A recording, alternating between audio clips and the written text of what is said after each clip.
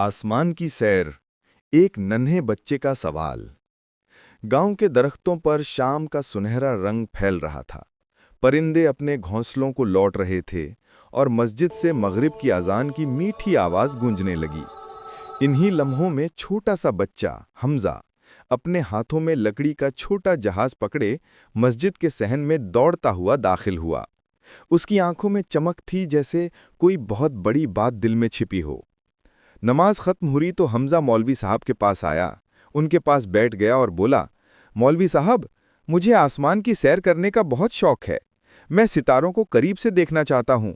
बताएं, हम आसमान में कैसे जा सकते हैं? मौलवी साहब मुस्कुराए, बच्चे के सर पर हाथ फेरा और कहा, बेटा, आसमान बहुत ऊंचा होता है। उस तक पहुंचने के लिए पहले हमारे दिल का रास्ता साफ होना जरूरी है।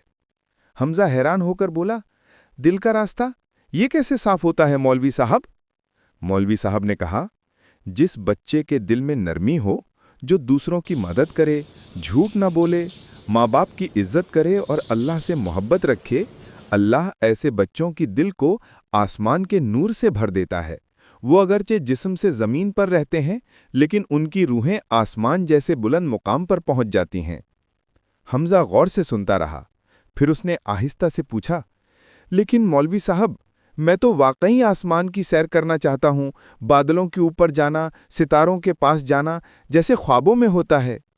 मौलवी साहब ने मुस्कुराते हुए कहा, बेटा, दुनिया में तो जहाज और रॉकेट के जरिए आसमान का थोड़ा सा हिस्सा देख लिया जाता है, मगर असल आसमान, जिसमें फरिश्ते रहते हैं, जिसमें अल्लाह ने अपने नूर के खजाने छुपाए हैं, वहाँ इंसान अपने अमल के जरिए जाता है। हमजा ने अपनी आंखें खोलकर पूछा, अमल के जरिए? हाँ बेटा, जब इंसान अच्छे काम करता है, दिल को पाक रखता है, अल्लाह का शुक्र अदा करता है, तो मरने के बाद उसकी रूह आसमानों तक जाती है। और जब अल्लाह चाहे, बंदे के दिल को दुनिया में ही आसमानी सुकून और रोशनी अता फरमा देता है। हमजा खामोश हो गया। उसने अपने खिलौने वाले जहाज को देखा, फिर मौलवी साहब की तरफ। तो क्या मैं भी आसमान का मेहमान बन सकता हूँ?